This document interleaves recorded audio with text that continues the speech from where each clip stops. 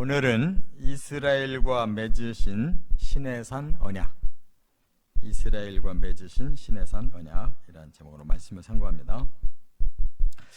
출애굽을 한 지 셋째 달이 됐다, 이렇게 말씀을 시작했죠.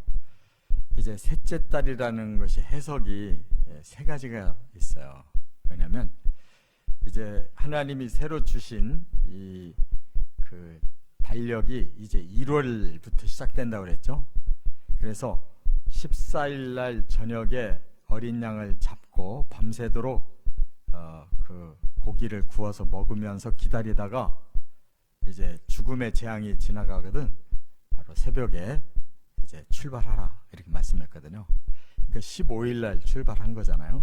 15일 날. 그런데 이제 계속 나와서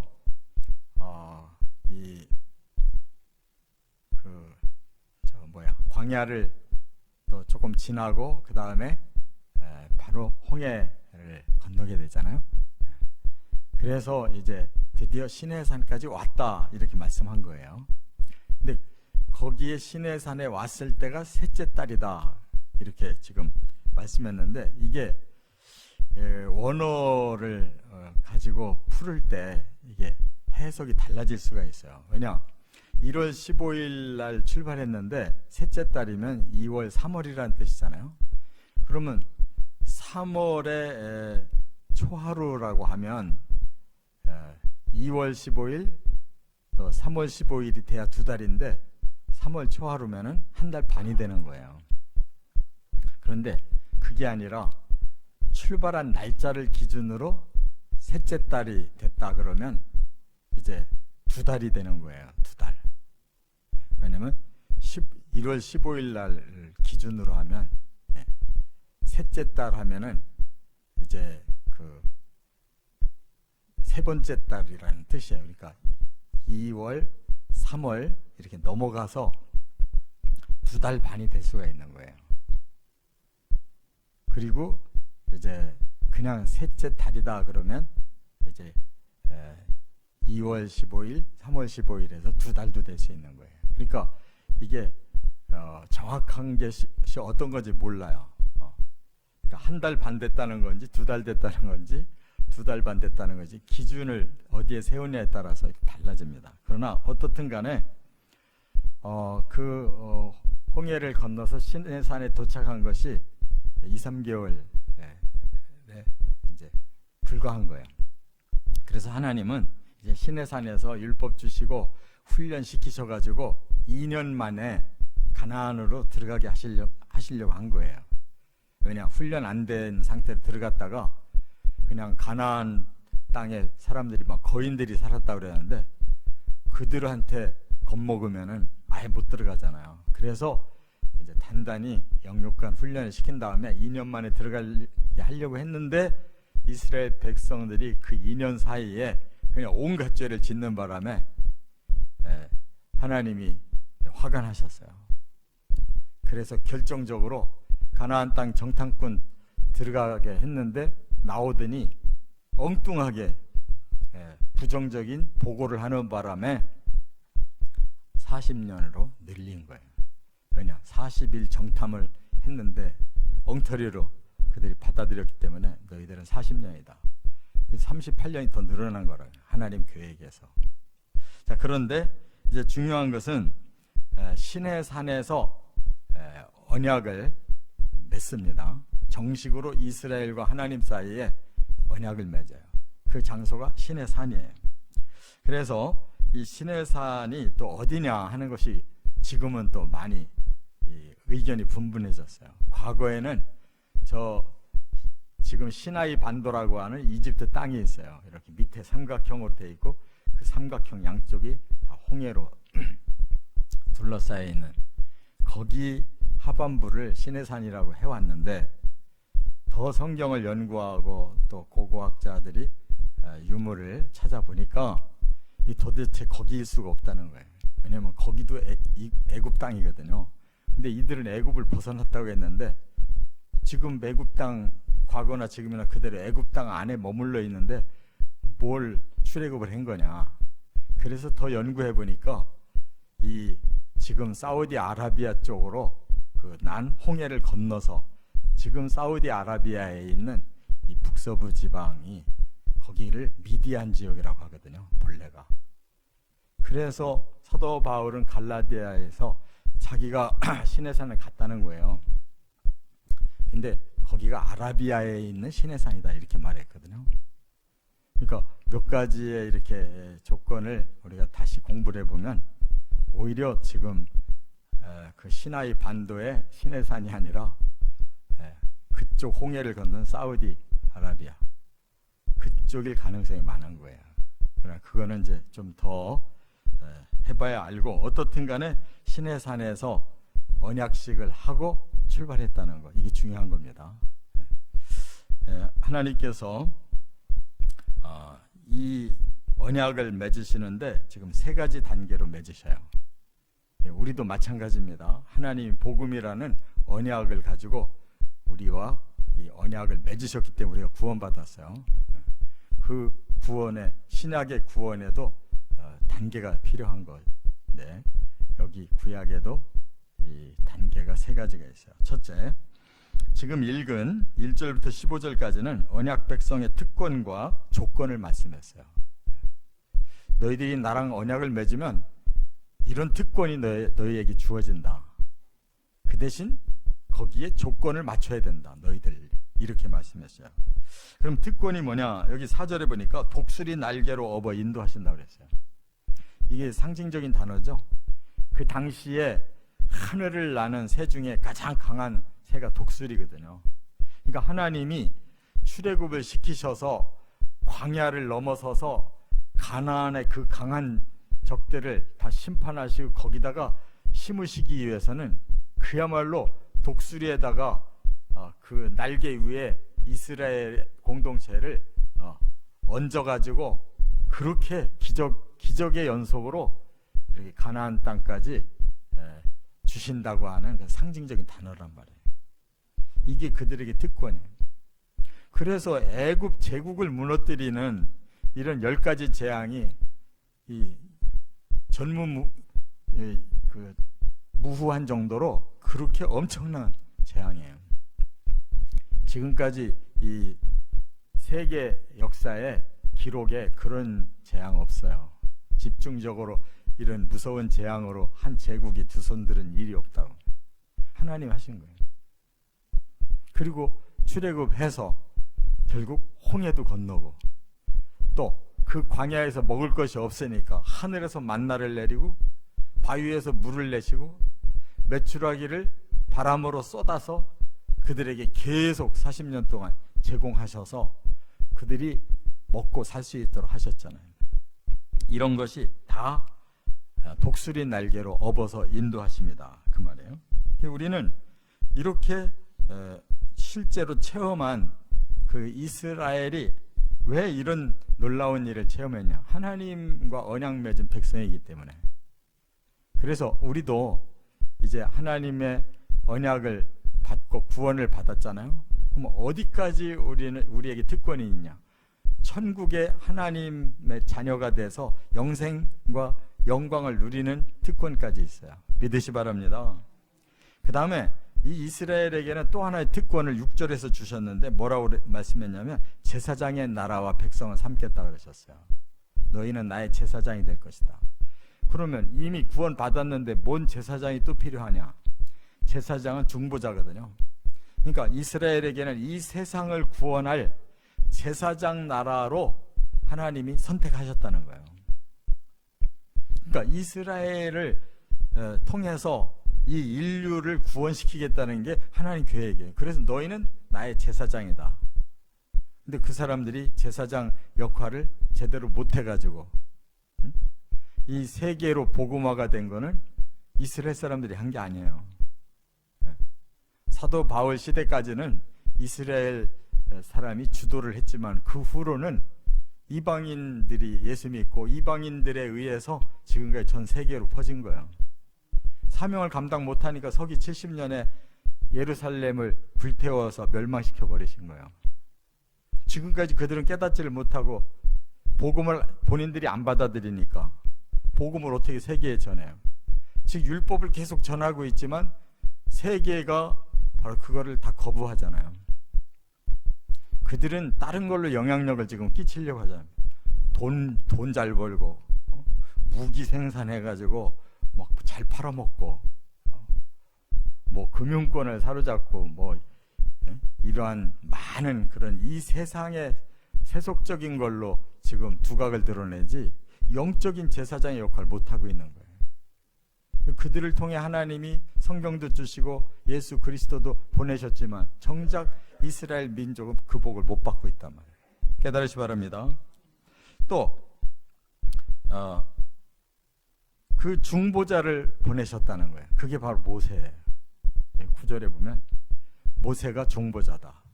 그 모세는 예수 그리스도의 예표로 그 시대에 하나님이 모세를 통해 이스라엘을 구원했단 말이에요. 놀라운 축복을 받은 거예요. 그러나 모세도 예표예요. 그래서 가나안 땅 못 들어가고 끝나요. 모세가 하도 이스라엘 백성들이 죄짓고 불순종해가지고 모세를 끝내 그렇게 만들어버렸다고. 그러더니 신약 시대에 와서 예수까지도 십자가에 죽였잖아요. 이스라엘 사람들이. 그렇기 때문에 이제 하나님은 조건을 이제 주셨는데 그 조건이 뭐냐? 너희는 모세에게 순종해야 된다는 거예요. 그리고 거룩한 백성으로 거듭나야 된다는 거예요. 그런데 이스라엘 백성들이 40년 동안 순종을 못해서 장정이 다 죽었어요. 순종한 사람 딱 2사람, 가나안까지 들어간 여호수아와 갈렙.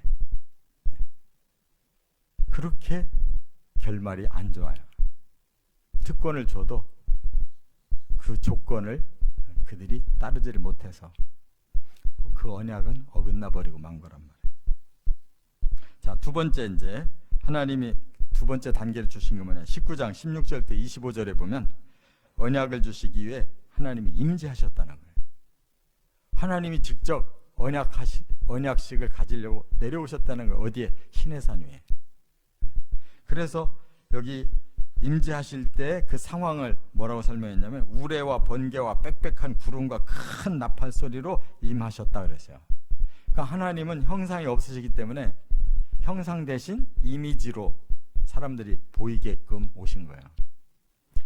그래서 우레와 번개와 빽빽한 구름과 큰 나팔 소리, 이게 하나님은 자연을 창조하셨기 때문에 이 자연의 위엄을 가지고 당신을 계시하셨어요. 그리고 이것은 뭘 의미하냐? 내가 창조자다 이거예요. 창조자가 모든 창조한 그 자연 세계를 움직여서 그 하나님의 위엄을 친히 드러내셔서 나타나셨어요. 그리고 17절에 보면은 시내산 정상에 불이 임했다고 그랬어요. 불. 근데 그 불이 막 연기가 가득하게 그 불꽃과 함께 그 시내산 꼭대기에서 타올랐다는 거예요. 그래서 시내산은 불탄 흔적이 있어야 시내산이 입증되는 거예요. 산에 불탄 흔적이 있어요. 근데 지금 그 시나이 반도에 있는 그 높은 산들에는 불탄 산이 없다는데 사우디아라비아에 그 불탄 산이 있다는 거예요. 또 그 불 가운데 강림하셨다 그랬는데 불 가운데 강림하셨다는 것은 불과 함께 불이 하나님을 옹이하고 있는 거예요. 그럼 왜 이 불을 하나님은 이렇게 상징적으로 드러내셨느냐? 바로 하나님의 그 임재는 모든 걸 정화시키는 거예요. 불이 임해서 모든 더러운 것, 잘못된 걸 다 태워버리시는. 그래서 거룩하시면서 공의의 심판을 하실 수 있는 하나님의 형상으로 나타나시는 거예요. 그 앞에 깨끗이 못한 자들은 감히 올 수가 없는 거예요. 그래서 이스라엘 백성들에게 너희는 먼저 옷을 빨고 거룩한 마음으로 하나님 만나라 이렇게 이미 지시하셨어요. 그냥 호기심으로 나왔다가는 너희들은 다 죽는다 이렇게 말씀하셨어요. 이처럼 하나님은 우리가 만날 때에 불같은 하나님을 만나게 되는 거예요. 아브라함도 하나님과 언약 맺으면서 하나님 징표를 주십시오 그랬더니 횃불로 나타나셨잖아요. 그렇죠? 모세를 처음 만나 주실 때에도 떨기나무에 불로 나타나셔서 타지 않으면서 하나님을 거기서 만나게 하잖아요. 이와 같이 하나님은 불로 임하는데 신약시대도 바로 성령은 불로 임하셔서 불의 혀와 같이 갈라지면서 각 사람 위에 성령의 불이 임했다고 그랬어요.